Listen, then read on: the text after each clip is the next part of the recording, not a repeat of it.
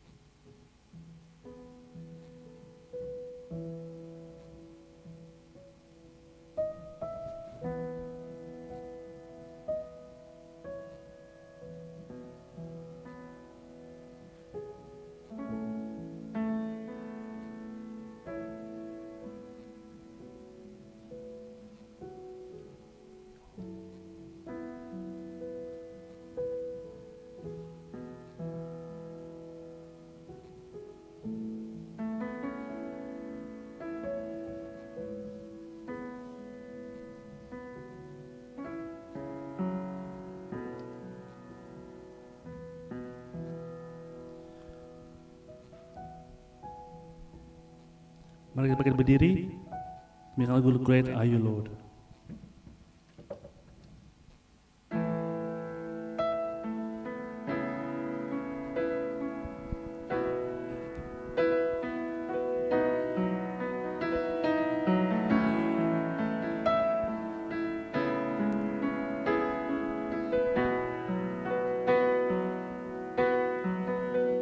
You give life, you are love, you bring light to the darkness, you give hope, you restore every heart that is broken, and great are you, Lord. It's your breath in our lungs, so we pour out our praise, we pour out our praise. It's your breath in our lungs, so we pour out our praise to you only.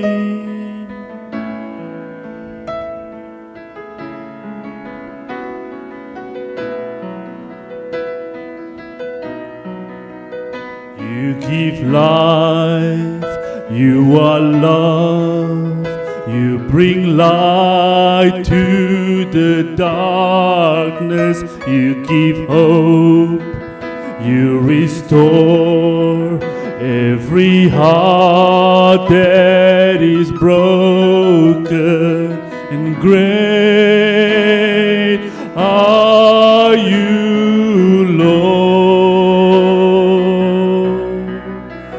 It's your breath in our lungs, so we pour out our praise, we pour out our praise. It's your breath in our lungs, so we pour out our praise to you only.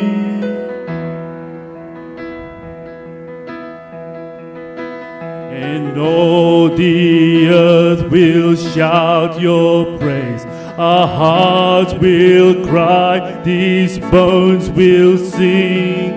Great are you, Lord. And all the earth will shout your praise. Our hearts will cry, these bones will sing.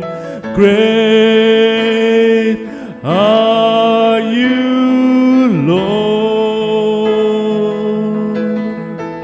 It's your breath in our lungs, so we pour out our praise, we pour out our praise. It's your breath in our lungs, So we pour out our praise to you only. It's your breath in our lungs. So we pour out our praise. We pour out our praise. It's your breath in our lungs. So we pour out our praise to you only.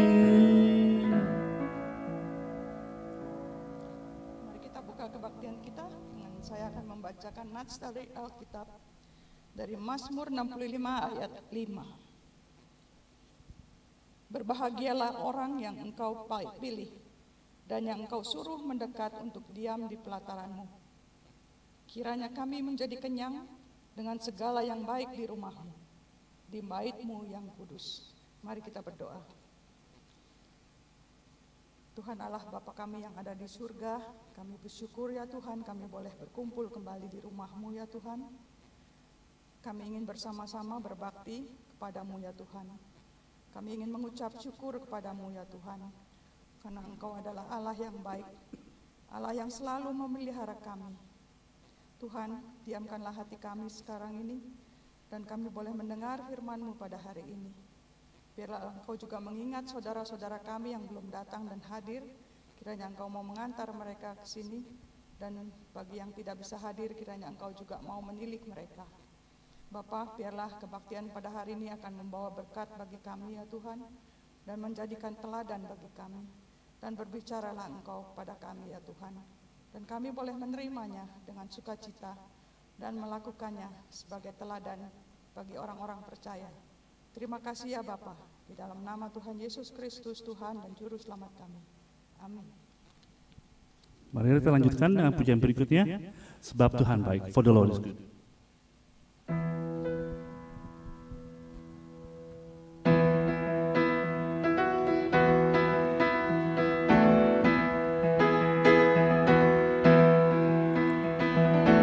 Masuk gerbangnya bersyukur dengan penuh pujian, bersuka di hadiratnya, nyanyi besarkan agung namanya. Dia tiuplah sangkakala, musik dan tarian. Semua makhluk di bumi di surga dengan segenap hati naikkan pujian, sebab Tuhan baik, sebab Tuhan baik, sebab Tuhan baik, anugerahnya kekal selamanya. Sebab Tuhan baik, sebab Tuhan baik,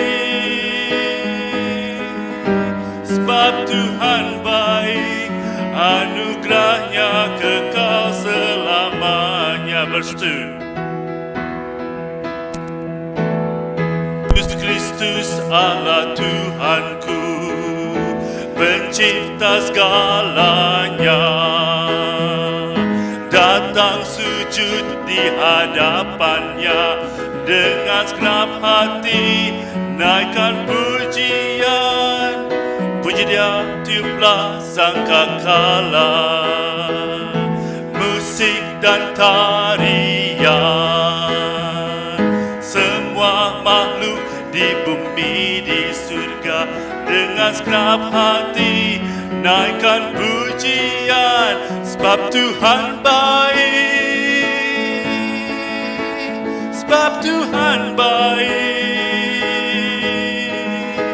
sebab Tuhan baik, anugerahnya kekal selamanya. Sebab Tuhan baik, sebab Tuhan baik, sebab Tuhan baik, anugerahnya kekal selamanya. Silakan duduk, please be seated.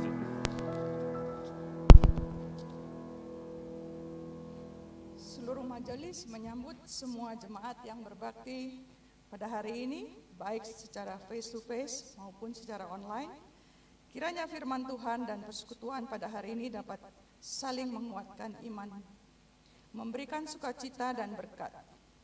Kami juga berharap kebaktian ini membantu kita untuk bertumbuh terus dalam pengenalan dan akan Alkitab dan membuat kita semua semakin rindu untuk lebih dekat kepada Tuhan Yesus. Kami mengundang jemaat untuk dapat hadir dan mengikuti kebaktian di gedung-gedung Gereja Bowin Baptist Church. Apabila berhalangan, dapat datang bergabung secara online melalui Zoom meeting yang tertera dengan ID yang berikut di buletin ini. Selamat datang bagi yang peserta yang mengikuti kebaktian secara online. Untuk khotbah minggu ini dan minggu yang telah berlalu dapat didapatkan di YouTube dengan menggunakan link YouTube. Dengan juga tertera di sini channel yang mana di dalam buletin ini. Majelis dan seluruh jemaat SBI juga mengucapkan terima kasih kepada Pendeta Benyamin yang tidak bosan-bosannya menolong SBI. Terima kasih. Kiranya pelayanan hari ini juga akan membawa berkat bagi kita semua. Kiranya Tuhan terus memberikan berkat untuk pelayanan dan keluarga dan hidup Pendeta Benyamin. Untuk persekutuan doa bersama. Seluruh jemaat diundang untuk dapat mengikuti persekutuan doa bersama yang diadakan pada hari Kamis setiap minggu ke-1, ke-3, dan ke-5, yaitu jam 7 malam. Grup ini dilakukan melalui WhatsApp. Bagi jemaat yang ingin mengundang orang lain ataupun mempunyai pokok-pokok doa, bisa menghubungi koordinator acara ini yaitu Saudari Diana Yohanis melalui teks WhatsApp dengan nomor WhatsApp beliau yaitu tertera juga di buletin ini. Untuk persekutuan pemahaman Alkitab, PA bersama akan diadakan melalui zoom.com yang akan dipimpin oleh Pendeta Ignatius Seta, yaitu pada hari Kamis tanggal 22 September jam 19.30 sampai selesai. Dan juga di sini tertera Zoom meeting ID bagi jemaat yang tertarik untuk mengikuti acara PA ini atau ingin mengundang orang lain untuk bergabung, kiranya dapat menghubungi majelis Bapak Edwin Haryanto dengan WhatsApp berikut juga melalui informasi Zoom dan masuk WhatsApp grup SBI Official Announcement. Mari kita selalu juga hadir kepada persekutuan pembahasan Alkitab ini karena ini adalah juga hal-hal yang menarik untuk kita boleh mengerti bersama-sama sehingga kita boleh bertumbuh bersama-sama dalam iman yang benar. Mari kita lanjutkan dengan doa syafaat kita. Mari kita berdoa. Tuhan Bapa kami yang ada di dalam surga, kami mengucap syukur ya Tuhan yang kami boleh datang bertemu kembali bersama saudara kami seiman.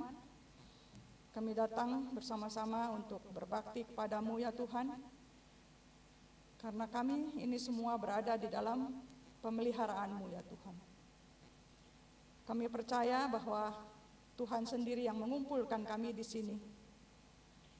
Tuhan sendiri yang memberikan fasilitas tempat ini bagi kami untuk berbakti. Tuhan, terima kasih untuk segala yang telah Engkau sediakan bagi kami, sehingga kami boleh melakukan ibadah kami. Engkau telah menyediakan segala macam fasilitas dan kecukupan ya Tuhan. Karena Tuhan mengasihi kami. Terima kasih ya Bapa. Tuhan, kami ingin berdoa untuk dunia ini ya Tuhan. Di mana dunia ini sekarang sedang mengalami kekacauan.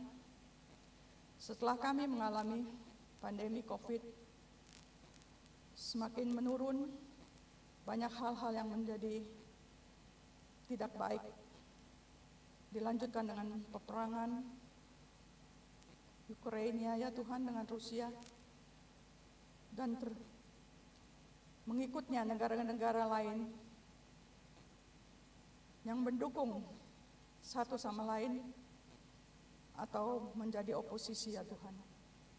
Semuanya ini menjadi kekacauan di dalam dunia ini Bapa. Kami serahkan semua kekacauan ini ke dalam tangan Tuhan. Kiranya Tuhan mau menyertai, mengembalikan semua perdamaian di dunia ini Tuhan. Karena setiap bangsa di setiap negara mempunyai hak masing-masing untuk hidup di dalam damai, hidup di dalam kesejahteraan.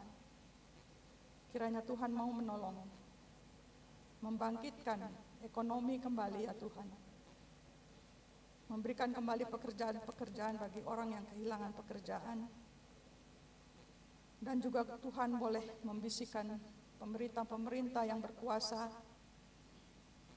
negara-negara besar, untuk juga kembali melihat apa yang telah mereka perbuat, sehingga banyak rakyat yang harus menderita. Karena keputusan-keputusan yang diambil yang tidak sesuai dengan firman Tuhan. Tuhan, kiranya Engkau mau menyertai semua pemimpin di negara untuk melakukan peraturan-peraturan yang sesuai dengan firman-Mu. Peraturan yang menyenangkan hati-Mu, bukan menyakitkan hati-Mu. Bapa, kami serahkan dunia ini ke dalam tangan Tuhan saja. Kami serahkan juga kepada King Charles yang baru ya Tuhan, King Charles yang ketiga, ya seorang public figure di dunia ini ya Tuhan. Kami serahkan beliau juga ke dalam tangan Tuhan. Di mana dia sebagai public figure, kiranya dia boleh memberikan contoh dan teladan yang baik. Tuhan, sertailah dia. Bapa, kami berdoa untuk jemaat kami. Peliharakanlah kesehatan daripada jemaat kami ya Tuhan. Baik yang tua, baik yang muda ya Tuhan. Jauhkanlah kami semua dari sakit penyakit yang membuat kami khawatir ya Tuhan. Kami berdoa untuk yang telah memperoleh kesembuhan, yang sedang berangsur di dalam kesembuhannya ya Tuhan. Berikan mereka semangat terus dan percaya bahwa Tuhan akan menyembuhkan mereka. Kami berdoa untuk Bapak Effendi, kami berdoa untuk Lucy ya Tuhan. Kiranya Engkau terus memberikan mereka semangat dan kesembuhan yang berangsur-angsur akan kembali sembuh total. Boleh berjalan dengan baik, boleh melihat dengan baik, boleh melakukan aktivitas mereka juga dengan baik. Tuhan, kami serahkan semuanya ini ke dalam tangan-Mu ya Tuhan. Juga segala pergumulan dari semua jemaat kami, di dalam doa-doa mereka yang mereka naikkan padamu ya Tuhan, kiranya Engkau mau menyertai dan menjawab doa-doa ini. Bapa, kami sebentar akan mendengar firman Tuhan yang akan dibawakan oleh Pendeta Benyamin Susilo. Kiranya Tuhan akan menolong dia membawakan firman itu dengan baik ya Tuhan. Dan kami boleh meyakininya dan juga mengimaninya ya Tuhan. Dan meneladaninya ya Tuhan. Biar apapun isi dari firman ini itu, apakah ia menegur, apakah ia menghibur, biarlah kami boleh mendengar dengan mengamininya. Terima kasih ya Tuhan. Kami serahkan sisa kebaktian ini ke dalam tangan-Mu saja. Dalam nama Tuhan Yesus kami berdoa kepadamu ya Bapa. Dalam nama Tuhan Yesus Kristus Tuhan dan Juru Selamat kami. Amin. Mari kita lanjutkan kembali dengan persembahan kita. Saya akan membacakan sebuah ayat untuk mengiringi persembahan ini, yaitu dari Mazmur 146 ayat 6 sampai 7.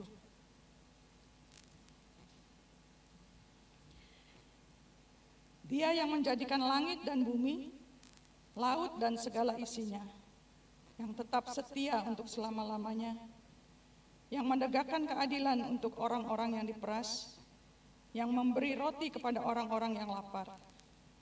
Tuhan membebaskan orang-orang yang terkurung.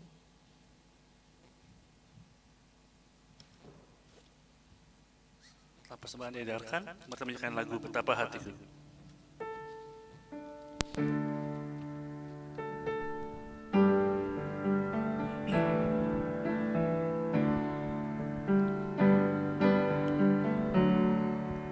Betapa hatiku berterima kasih Yesus, Kau mengasihiku, Kau memilikiku.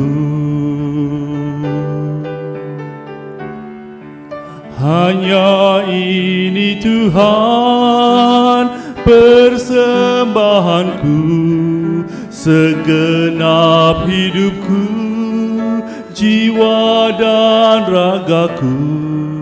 Sebab tak ku miliki harta kekayaan yang cukup berarti untuk ku persembahkan. Hanya ini Tuhan permohonanku, terimalah Tuhan persembahanku.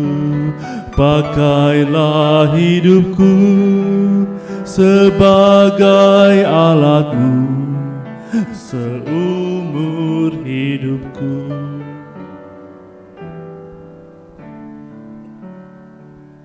Terima kasih Tuhan, kami telah boleh memberi ya Tuhan, karena Engkau telah terlebih dahulu memberi kepada kami juga anak-Mu bagi kami ya Tuhan, untuk menebus dosa-dosa kami. Tuhan, terima kasih untuk itu semua. Tuhan, untuk uang yang telah terkumpul ini, ia hanya sedikit di hadapan Tuhan, tetapi pakailah Tuhan, pakailah untuk kemuliaan dan kebesaran kerajaan-Mu saja.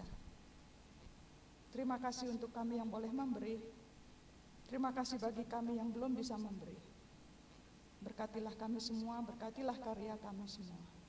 Terima kasih ya Tuhan. Kami serahkan semua doa ini ke dalam tangan-Mu saja. Amin. Sebelum kita mendengar firman, mari kita siapkan hati kita menyanyikan lagu The Heart of Worship.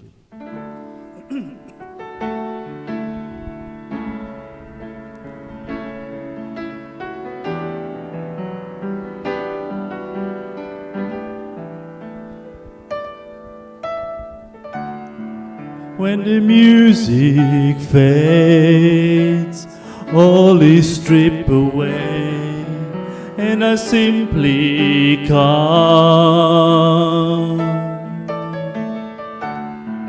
longing just to bring something that's of worth that will bless your heart. I'll bring you more than a song, for a song in itself is not what you have required.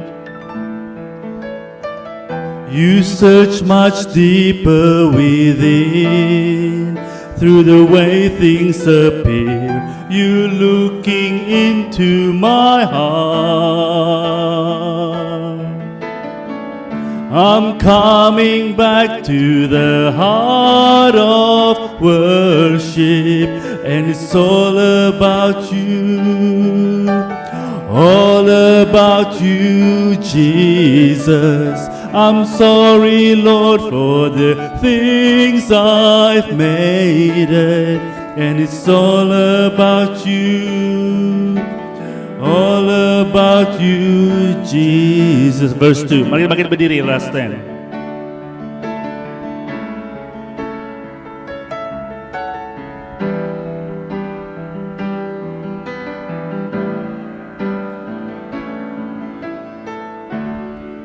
King of endless worth, No one will deserve what you deserve.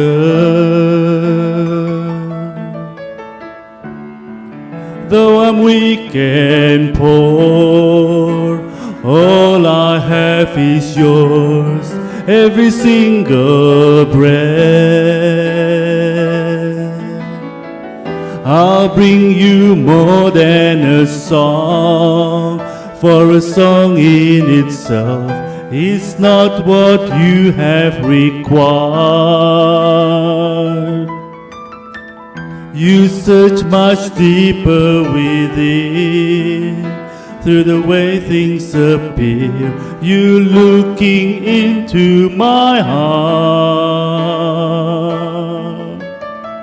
I'm coming back to the heart of worship, and it's all about you, all about you, Jesus. I'm sorry, Lord, for the things I've made it, and it's all about you, all about you, Jesus. I'm coming back to the heart of worship, and it's all about you, all about you, Jesus. I'm sorry, Lord, for the things I've made it, and it's all about you, all about you, Jesus. Bapa Surgawi, anak-anak-Mu datang dengan penuh syukur, dan kami tunduk di bawah kaki-Mu, ingin belajar untuk hidup sebagaimana anak-anak-Mu yang sudah Engkau pilih, Engkau kuduskan dan Engkau utus ke tengah-tengah dunia ini. Maka dari itu Tuhan, berilah kepada kami hati untuk mendengar, hati untuk mau belajar, hati untuk terus-menerus bertekad mengikut Yesus. Kami percayakan Tuhan, karena kami percaya melalui cara ini, kami mendengar akan suara-Mu, melampaui apa yang manusia katakan, dan melampaui apa yang kami dengar. Karena Engkau bekerja dalam hati dan pikiran tiap pribadi kami. Dalam nama Tuhan Yesus kami mohonkan. Amin. Silakan duduk.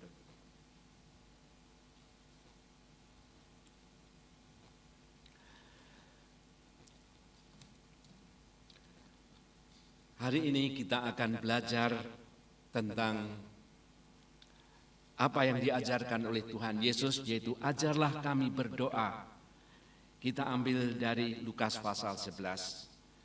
Dan subtemanya adalah doa adalah sumber dan dasar segala kebaikan, baik yang kita bisa lakukan ataupun kebaikan yang bisa kita alami. Dan inilah firman Tuhan, mulai dari kitab Hosea lebih dahulu, nanti setelah itu baru Lukas pasal 11. Kita ambil dari Hosea pasal 1, dari ayat pertama sampai dengan ayat yang ke-11. Sampai dengan ayat 10 saja. Demikian firman Tuhan. Kita mulai dari ayat yang kedua. Ketika Tuhan mulai berbicara dengan perantaraan Hosea, berfirmanlah Ia kepada Hosea, pergilah dan kawinilah seorang perempuan sundal, dan peranakanlah anak-anak sundal, karena negeri ini bersundal hebat dengan membelakangi Tuhan. Maka pergilah ia dengan mengawini Gomer binti Diblaim. Lalu mengandunglah perempuan itu dan melahirkan baginya seorang anak laki-laki. Kemudian berfirmanlah Tuhan kepada Hosea, berilah nama Yisrael kepada anak itu, sebab sedikit waktu lagi maka aku akan menghukum keluarga Yehu karena hutang darah Yisrael, dan aku akan mengakhiri pemerintahan kaum Israel. Maka pada waktu itu aku akan mematahkan busur panah Israel di lembah Yisrael. Lalu perempuan itu mengandung lagi dan melahirkan seorang anak perempuan. Berfirmanlah Tuhan kepada Hosea, berilah nama Lo-ruhama kepada anak itu, sebab aku tidak akan menyayangi lagi kaum Israel dan sama sekali tidak akan mengampuni mereka. Tetapi aku akan menyayangi kaum Yehuda dan menyelamatkan mereka demi Tuhan Allah mereka.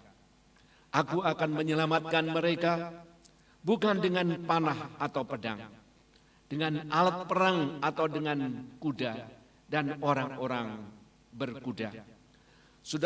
Sesudah menyapih Lo-ruhama, mengandunglah perempuan itu lagi dan melahirkan seorang anak laki-laki. Lalu berfirmanlah ia, berilah nama Lo-ami kepada anak itu, sebab kamu ini bukanlah umatku, dan aku ini bukanlah Allahmu. Tetapi kelak jumlah orang Israel akan seperti pasir laut, yang tidak dapat ditakar dan tidak dapat dihitung. Dan di tempat di mana dikatakan kepada mereka, kamu ini bukanlah umatku, akan dikatakan kepada mereka, anak-anak Allah yang hidup. Dan kita akan ambil perjanjian baru dari Injil Lukas pasal 11, ayat pertama sampai dengan ayat yang ke-13. Pada suatu kali Yesus sedang berdoa di salah satu tempat. Ketika ia berhenti berdoa, berkatalah seorang dari murid-muridnya kepadanya, Tuhan, ajarlah kami berdoa, sama seperti yang diajarkan Yohanes kepada murid-muridnya. Jawab Yesus kepada mereka, apabila kamu berdoa, katakanlah, Bapa, dikuduskanlah namamu, datanglah kerajaanmu. Berikanlah kami setiap hari makanan kami yang secukupnya, dan ampunilah kami akan dosa kami. Sebab kami pun mengampuni setiap orang yang bersalah kepada kami. Dan janganlah membawa kami ke dalam pencobaan. Lalu katanya kepada mereka, jika seorang di antara kamu pada tengah malam pergi ke rumah seorang sahabatnya dan berkata kepadanya, saudara, pinjamkanlah kepadaku 3 roti. Sebab seorang sahabatku yang sedang berada dalam perjalanan singgah ke rumahku dan aku tidak mempunyai apa-apa untuk hidangkan kepadanya. Masakan ia yang di dalam rumah itu akan menjawab, jangan mengganggu aku. Pintu sudah tertutup dan aku serta anak-anakku sudah tidur. Aku tidak dapat bangun dan memberikannya kepada saudara. Aku berkata kepadamu, sekalipun ia tidak mau bangun dan memberikannya kepadanya, karena orang itu adalah sahabatnya, namun karena sikapnya yang tidak malu itu, ia akan bangun juga dan memberikan kepadanya apa yang diperlukannya. Oleh karena itu aku berkata kepadamu, mintalah maka akan diberikan kepadamu, carilah maka kamu akan mendapat, ketuklah pintu, maka pintu akan dibukakan kepada bagimu. Karena setiap orang yang meminta, menerima. Dan setiap orang yang mencari, mendapat. Dan setiap orang yang mengetuk, baginya pintu dibukakan. Bapa, manakah di antara kamu, jika anaknya minta ikan daripadanya, akan memberikan ular kepada anaknya itu ganti ikan? Atau jika ia minta telur, akan memberikan kepadanya kalajengking? Jadi jika kamu yang jahat tahu memberikan pemberian yang baik kepada anak-anakmu, apalagi Bapamu yang di sorga, ia akan memberikan Roh Kudus kepada mereka yang meminta kepadanya. Berbahagialah orang yang mendengar firman Allah dan memegang firman itu dalam hidupnya. Amin. Saudara sekalian yang kekasih dalam Tuhan Yesus Kristus, doa bagi orang Kristen bukan hanya pusat kehidupan, tetapi juga sering menjadi pusat frustrasi, pusat salah mengerti, dan pusat kepedihan bagi banyak orang Kristen. Bagaimana kita berdoa? Bagaimana Tuhan menjawab doa-doa kita? Dan mengapa Tuhan nampaknya tidak mengabulkan doa saya? Itulah kadang-kadang banyak pikiran yang mengganggu kita pada saat kita berbicara mengenai doa. Pertanyaan-pertanyaan semacam itu mengganggu kita. Maka dari itu marilah kita lihat apakah kita bisa menemukan secercah jawaban dari ajaran Yesus tentang doa kepada murid-muridnya, seperti yang dicatat dalam Injil Lukas yang kita baca ini. Yesus berkata, "Mintalah, maka akan diberikan kepadamu. Carilah, maka kamu akan mendapat. Ketuklah, maka pintu akan dibukakan bagimu." Ayat ini bagi banyak orang Kristen dianggap seperti blessing vending machine. Mesin berkat-berkat Tuhan. Seperti pada vending machine, kita memasukkan koin dalam jumlah yang pas. Kita memilih apa yang kita mau, kita menekan tombol, dan kita mendapat apa yang kita inginkan. Dan kita sering memandang doa seperti itu, yaitu blessing vending machine. Nah, dalam doa kita punya banyak koin untuk seperti itu. Kita punya koin keinginan dan kebutuhan kita. Kita punya koin kepercayaan dan pengetahuan Alkitab kita. Kita punya koin perilaku baik kita. Dan kita punya koin pelayanan kita di gereja dan kerajinan kita datang ke kebaktian. Kita punya banyak koin untuk itu. Dan kita mengatakan dalam doa apa yang kita inginkan, dan setelah amin kita mengharapkan apa yang kita inginkan segera kita terima, atau setidaknya tidak dalam waktu lama kita menerimanya. Sebuah vending machine baik, kecuali pada saat kita sudah memasukkan koin, tetapi kita tidak mendapatkan apa yang kita inginkan, mendapatkan barang yang salah. Kita pencet Coca-Cola, ternyata yang keluar Fanta. Atau uang kita malah ditelan oleh mesin itu dan hilang, kita tidak mendapat apa-apa. Apa yang terjadi kalau itu terjadi? Kalau itu kita alami, kita jengkel. Kita tekan tombol berkali-kali, kita menepuk-nepuk mesinnya dan memukul, menendangnya berlaku. Gimana ini? Mesinnya rusak seperti itu.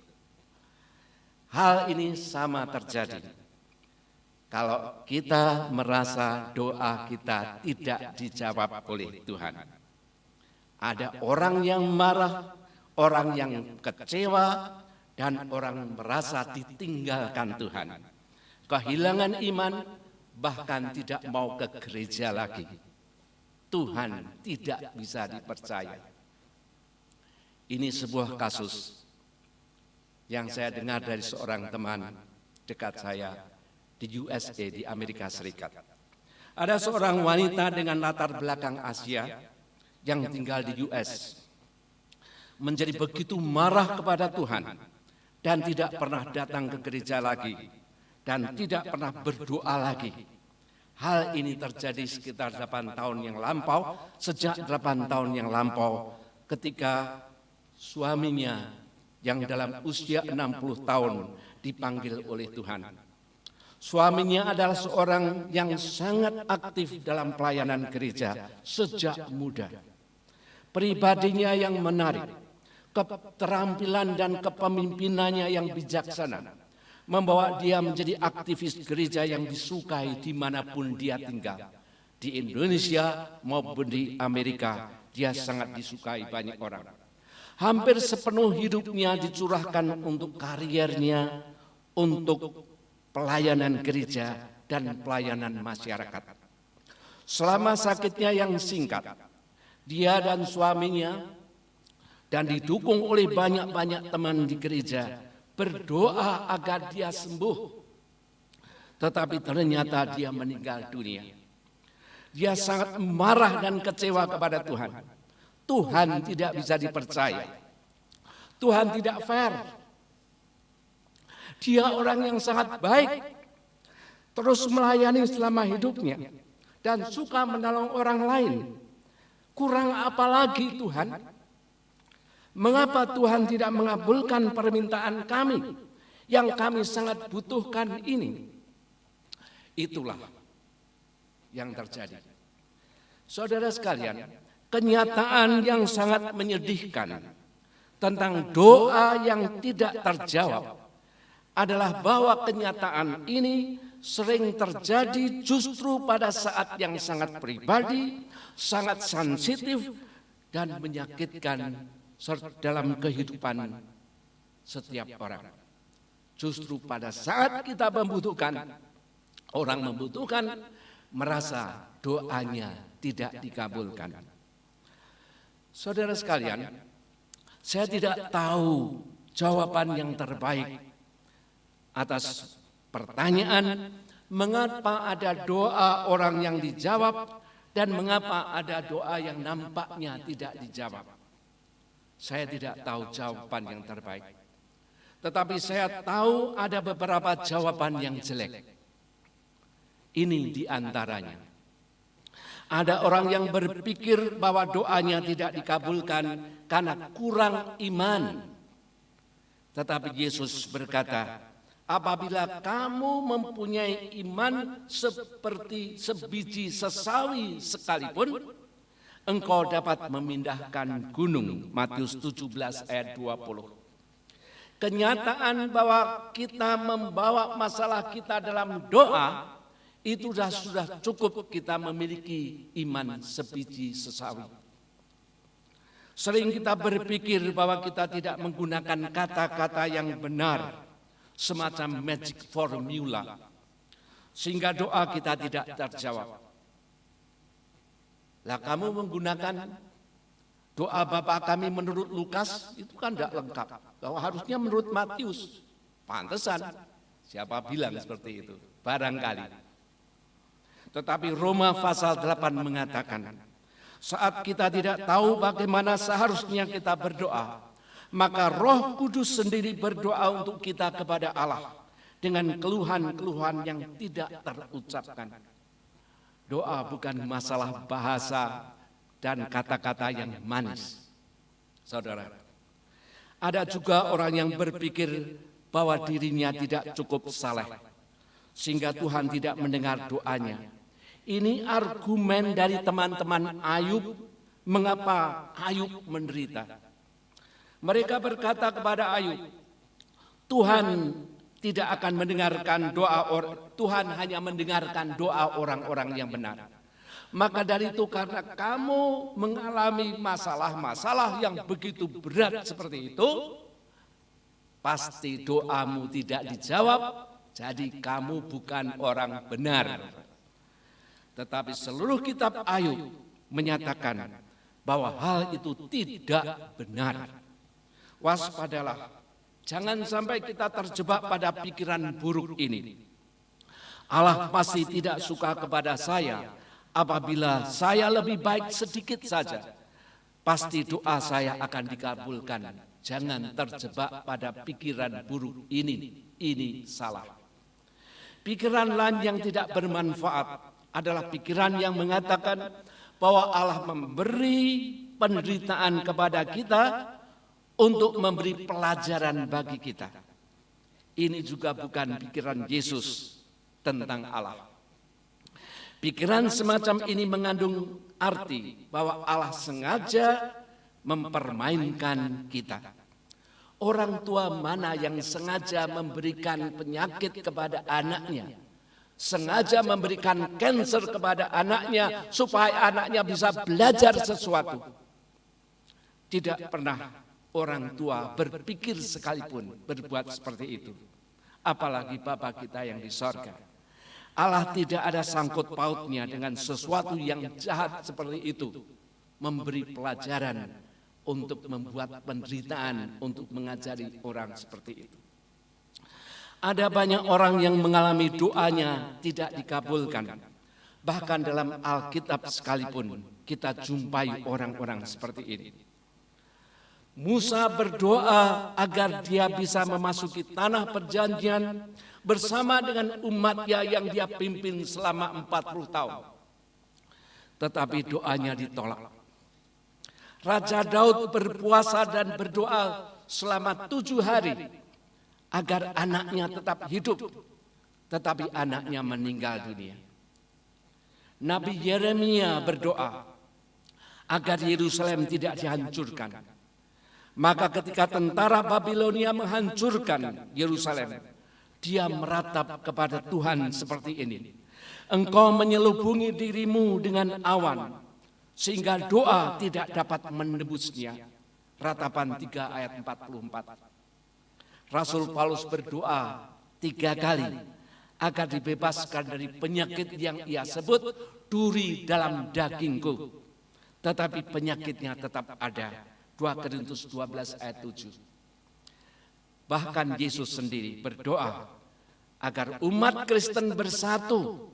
Tetapi saudara tahu sekarang bagaimana perpecahan demi perpecahan ada dalam seluruh dunia kekristenan sejak abad yang pertama.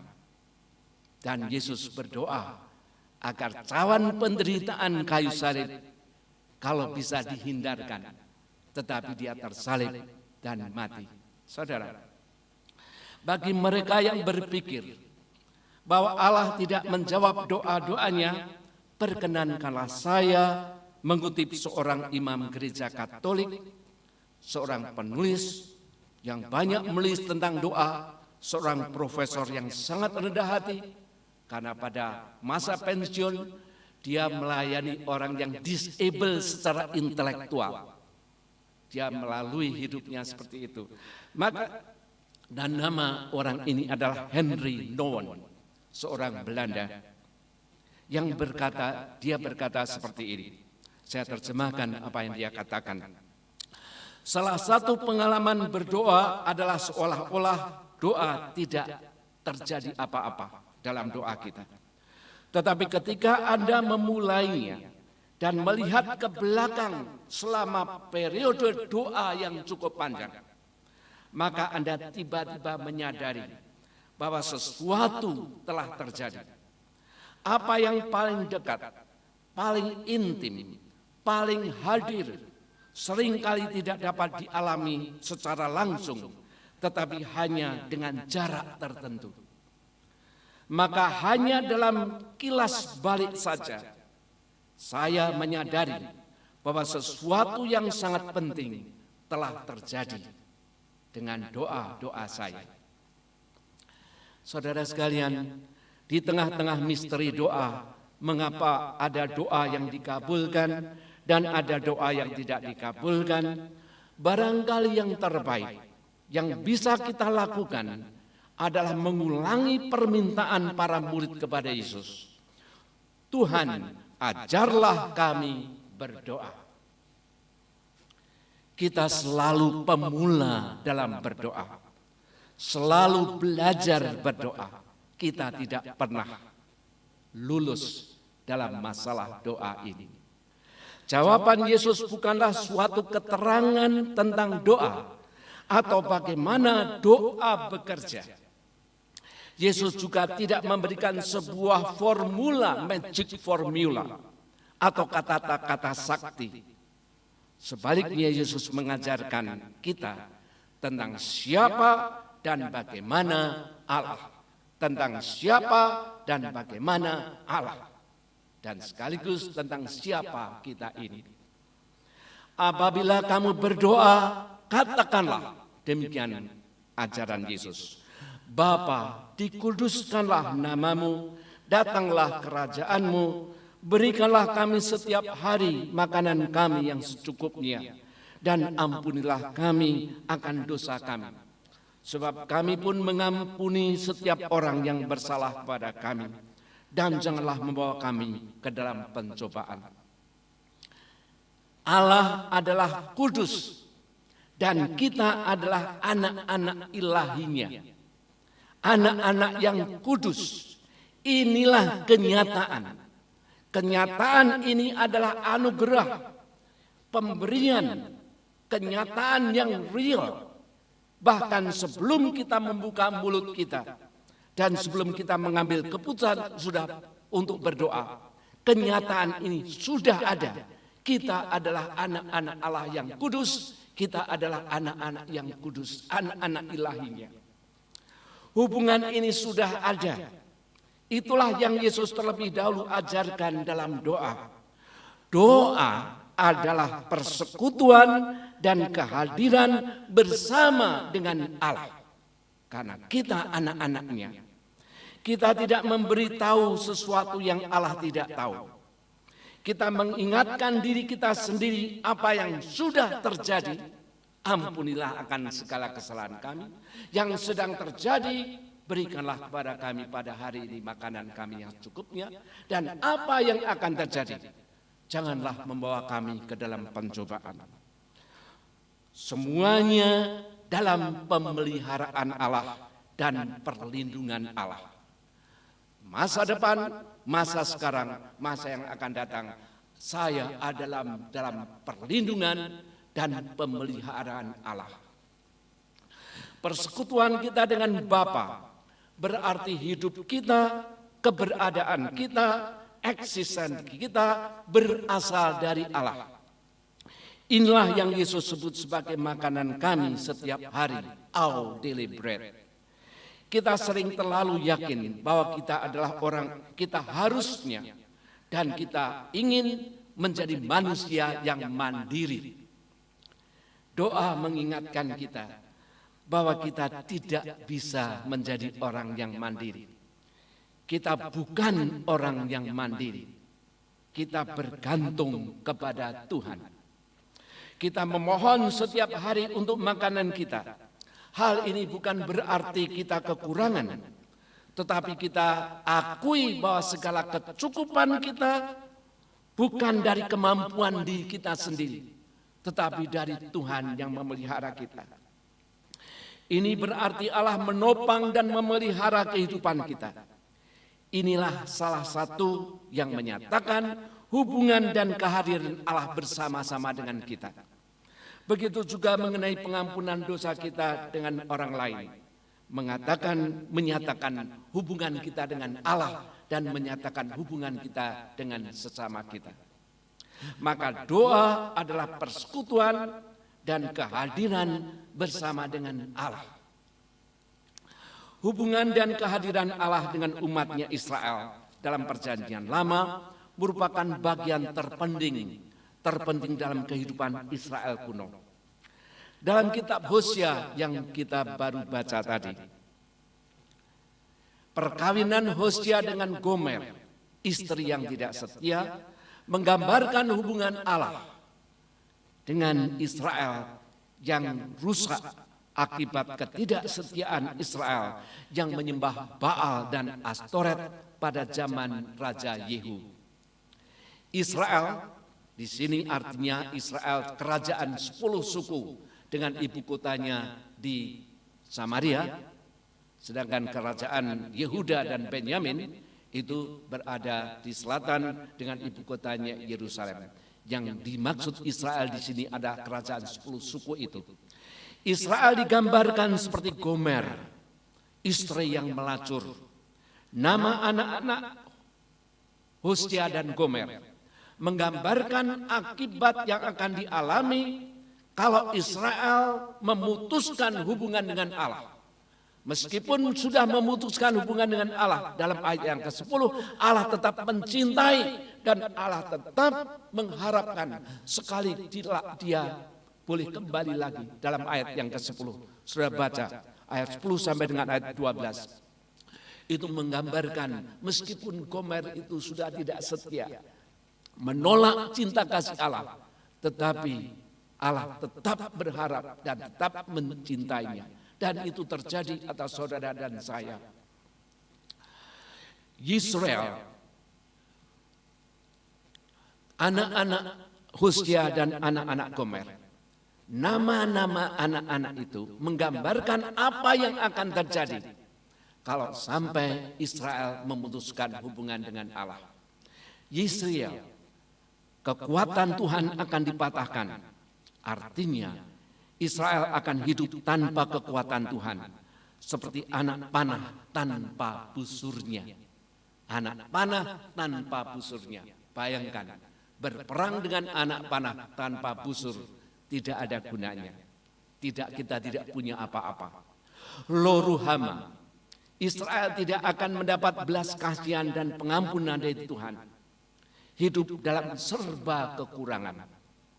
Lo-ami, Israel bukan lagi umat Allah dan Tuhan tidak lagi Allah mereka. Israel akan hidup tanpa perlindungan dan tanpa pemeliharaan Allah. Dan sejarah mencatat sekarang Israel sering disebut sebagai 10 suku Israel yang hilang. Tinggallah yang Israel sekarang ini adalah keturunan orang-orang Yehuda dan suku Benyamin. Saudara sekalian, sejarah Israel Utara ini memberikan peringatan serius kepada kita bahwa mengabaikan hubungan dengan Allah, mengabaikan doa adalah hidup seperti menjalani pertempuran sendirian dengan mengandalkan kemampuan diri kita sendiri. Tanpa doa, kita bergantung pada kekuatan kita sendiri. Kita menggunakan sumber-sumber daya yang kita punyai dan bukan sumber daya Allah. Bergantung pada kekuatan sendiri adalah kehidupan yang berbahaya di dunia ini. Kita membutuhkan juru selamat, dan juru selamat kita adalah Allah dalam Kristus. Kekuatan kita, kepandaian kita, kemampuan kita sendiri sama sekali tidak mencukupi untuk hidup yang benar di dunia ini. Saya menipu diri saya sendiri kalau saya berpikir bahwa saya bisa melakukan apa saja dengan kekuatan saya. Kita bergantung kepada Allah. Dan syukur Allah ingin menopang dan memelihara kita. Jadi saudara, apabila doa seperti yang Yesus ajarkan adalah mengenai hubungan dan kehadiran Allah, maka hanya ada satu jawaban atas setiap doa, yaitu Allah.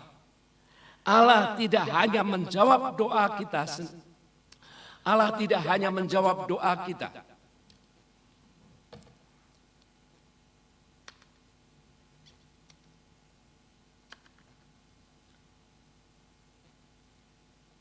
Maaf ya. Allah tidak hanya menjawab doa kita, tetapi Dialah jawabannya. Allah memberikan jawaban doa, yaitu dirinya sendiri. Kehadiran Allah, kehidupannya, kasihnya, keindahannya, kemurahannya, belas kasihannya, pengampunannya, kebijaksanaannya, keadilannya, anugerahnya. Itulah jawaban yang diberikan Tuhan kepada kita. Allah memberikan dirinya sendiri sebagai jawaban atas setiap doa. Itulah yang Yesus katakan kepada kita. Jadi jika kamu yang jahat tahu memberi pemberian yang baik kepada anak-anakmu, apalagi Bapamu yang di sorga akan memberikan Roh Kudus, Allah, bagian dari Allah yang Tritunggal, yang tidak terpisahkan satu sama lain. Roh Kudus kepada mereka yang meminta kepadanya. Maka saudara, masalah terbesar dalam berdoa adalah sering kita hanya menginginkan apa yang kita butuhkan. Kita tidak butuh Allah, kita ingin sesuatu dari Allah. Kita ingin Allah mengubah situasi hidup kita. Meskipun ini bisa saja terjadi dan sering terjadi, tapi sering Allah justru ingin mengubah saudara dan saya. ingin mengubah diri kita. Yesus menyatakan bahwa setiap doa kita pasti dijawab. Dan jawaban atas setiap doa adalah Allah yang memberikan dirinya sendiri kepada kita untuk hadir bersama dengan kita. Apapun yang terjadi, tidak peduli apakah kita merasakan atau kita tidak merasakan. Allah memberi kita dirinya sendiri, Allah sendiri yang hadir bersama dengan kita. Barangkali hal itu bukan berupa pemeliharaan, bukan berupa kesembuhan, atau bukan berupa karier seperti yang kita minta.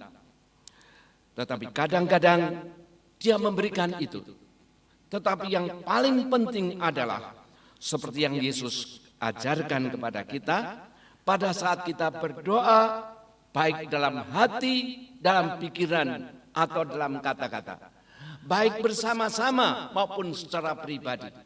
Baik sebagai keluarga di rumah maupun keluarga bersama-sama. Sebagai dalam gereja. Setiap pribadi kita bertemu dengan Allah. Kita mengalami persekutuan dengan Dia dengan mengalami kehadirannya. Pertanyaan terakhir, seperti apa yang kita sebut mengalami persekutuan dan kehadiran Allah itu? Allah bisa hadir dan memelihara kita dengan cara apa saja yang Allah pilih. Kadang-kadang itu berupa sama seperti apa yang kita minta.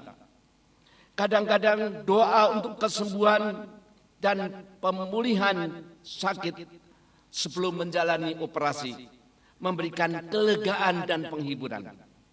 Dan doa untuk kesembuhan dapat dialami sebagai kesembuhan dari hubungan yang putus karena kematian. Kadang-kadang berupa seorang teman yang menangis bersama dengan kita saat kita mengalami masalah berat. Kadang-kadang berupa sesuatu yang kita sebut kebetulan, koinsiden. Tetapi kita ingat setiap koinsiden adalah pemeliharaan, providence Allah dan protection Allah. Jadi setiap apa yang kita sebut kebetulan sebenarnya adalah cara Allah memelihara kita dan cara Allah melindungi kita. Kenapa tidak dijawab barangkali untuk melindungi kita? Saudara, apa yang kita sebut koinsiden selalu itu God's providence and God's protection. Untuk ini saya punya banyak kesaksian. Tapi ini salah satu caranya. Ini salah satunya. Peristiwa ini terjadi pada saat saya sudah lulus sekolah teologi di Jogja dan masih menantikan program studi berikutnya. Saya tidak mendapat beasiswa lagi sehingga saya tidak punya cukup tabungan. Saat itu saya sangat membutuhkan uang untuk membayar uang kos. Tetapi tidak ada seorang pun yang tahu karena saya tidak pernah untuk cerita pada siapapun. Suatu pagi sekitar jam 6 pagi, saya masih tidur, saya dibangunkan seorang yang mengetuk pintu saya. Ada seorang laki-laki sekitar usia 60-70 tahun berdiri di depan pintu. Dalam pikiran saya, ini om yang waktu itu masih mengantuk. Ini om yang kira-kira yang rumahnya di sana. Saya kelihatan seperti itu. Dia orang yang rumahnya jauh dari tempat tinggal saya. Itu dalam pikiran saya. Tetapi aneh, dari mana dia tahu saya tinggal di tengah-tengah kampung yang sulit dijangkau oleh kendaraan umum. Dan saya tidak lihat apakah dia bawa sepeda atau jalan kaki, sangat mungkin jalan kaki. Tapi kenapa bisa tahu siapa yang beritahu alamat saya? Saya tidak lihat dia bawa sepeda. Dan dia berkata, tadi malam saya disuruh oleh Tuhan untuk memberikan ini kepadamu. Dia menyerahkan sebuah amplop yang isinya tebal. Saya begitu terkejut sampai saya tidak mengucapkan terima kasih. Saya hanya berkata, apakah tante sudah tahu hal ini, om? Orang ini diam saja. Orang ini diam saja. Dan saya berusaha untuk mencari orang tersebut. Dan sampai dia itu pergi, saya tetap masih belum sadar apa yang sebenarnya terjadi ini. Kemudian setelah beberapa saat, saya mencoba untuk tanya sana tanya sini orang ini, ternyata gambaran saya salah. Ini bukan om yang saya bayangkan itu. Sampai hari ini saya belum pernah ketemu dengan orang ini. Hanya untuk mengucapkan terima kasih. Ternyata setelah saya buka isinya uang yang cukup banyak jumlahnya pada saat itu, saudara sekalian. Kebetulan, no. God providence and God protection. Inilah yang disebut coincidence, itu kebetulan. Enggak. Jadi lebih sering Allah bekerja menjawab doa kita atau menjawab doa orang lain melalui orang. Orang yang peduli, orang yang memberi dukungan, orang yang menolong. Hal ini berarti kita pun bisa menjadi jawaban Tuhan atas doa. Kalau kita cukup berdoa, maka kita akan cukup peduli untuk bertindak. Kalau kita bertindak, kita membuka pintu bagi Allah untuk berbuat sesuatu. Dengan demikian doa adalah dasar dan sumber semua kebaikan yang bisa kita alami dan semua kebaikan yang bisa kita lakukan. Juga kita bisa terus bertumbuh, bukan hanya sebagai pendoa yang setia, tetapi sekaligus menjadi pelaku dan bisa menjadi utusan Tuhan sebagai jawaban atas doa. Baik doa kita sendiri maupun doa-doa orang sekitar kita. Inilah kata-kata penutupnya. Charles Spurgeon, seorang pengkhotbah besar pada zaman lampau, dia pernah berkata seperti ini. Trust him where he cannot trace him. Percayalah kepada Allah ketika dia tidak dapat ditemukan. Percayalah kepada Allah ketika seolah-olah Allah itu jauh. Maka ketika kegelapan malam menyelimuti jiwa kita, saat air mata mengalir bagaikan banjir di musim hujan, dan saat doa-doa kita seolah-olah tersangkut di langit-langit, kita tetap boleh yakin bahwa doa kita pasti didengar dan dijawab. Bukan hanya oleh Tuhan yang memerintah dan alam semesta, tetapi juga oleh Allah yang hadir bersama dengan kita, yang memelihara dan melindungi kita, yang mencukupi dan berjanji untuk membuat segala sesuatu menjadi baru, dan yang memampukan kita untuk menghadapi situasi apapun. Allah yang bersama memberikan dirinya hadir bersama dengan kita. Itulah yang menjadi pokok jawaban atas semua doa kita. Untuk hal itulah kita perlu terus-menerus belajar lagi dan belajar lagi. Tuhan, ajarlah kami berdoa. Amin. Kita masuk dalam saat teduh. Saat ini saudara boleh berdoa secara pribadi dan merenungkan apa arti yang kita dengarkan sampai saat ini.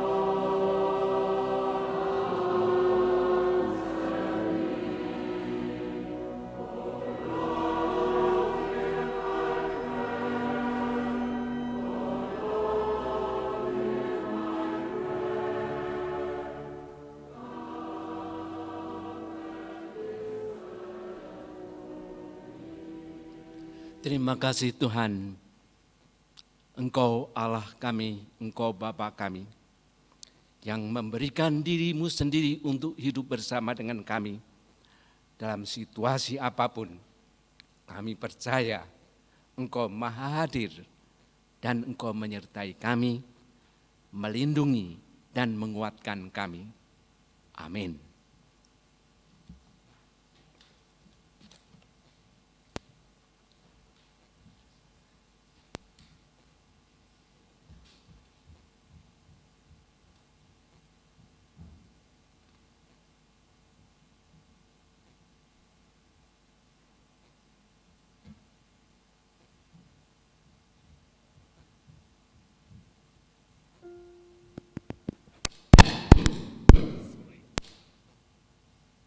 Diri sebagai lagu penutup.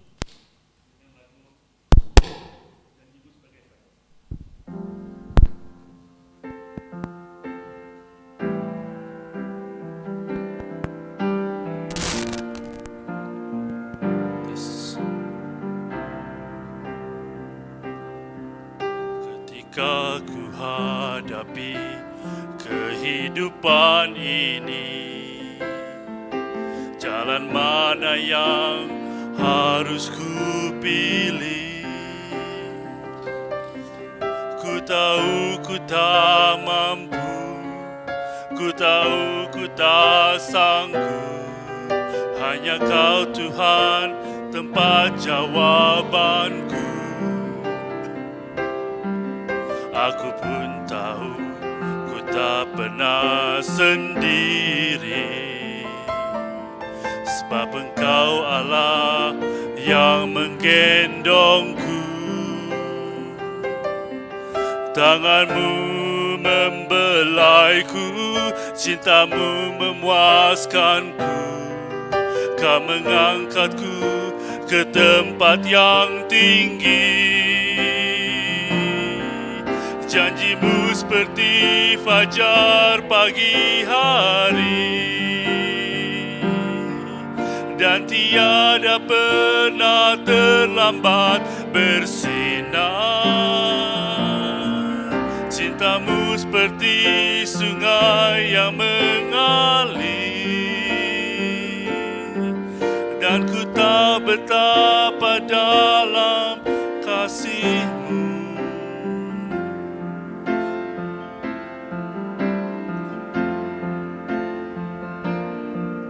Ketika ku hadapi kehidupan ini, jalan mana yang harus ku pilih?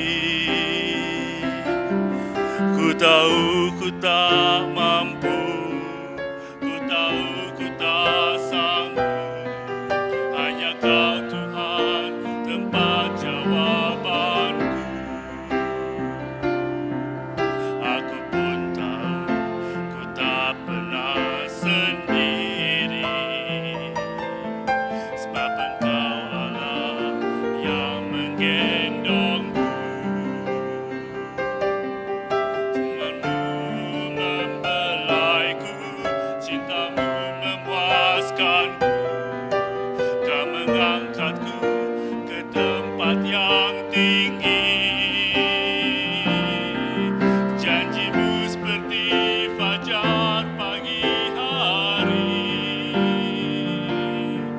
hari, dan tiada pernah terlambat bersinar.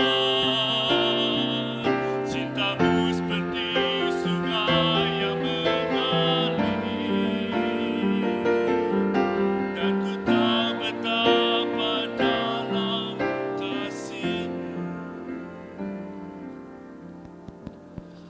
Pulanglah dalam damai sejahtera Kristus, dan biarlah kita sadar bahwa dalam kehidupan yang kita lalui apapun, Allah Bapa memelihara kita, Yesus menyertai kita, dan Roh Kudus menguatkan kita.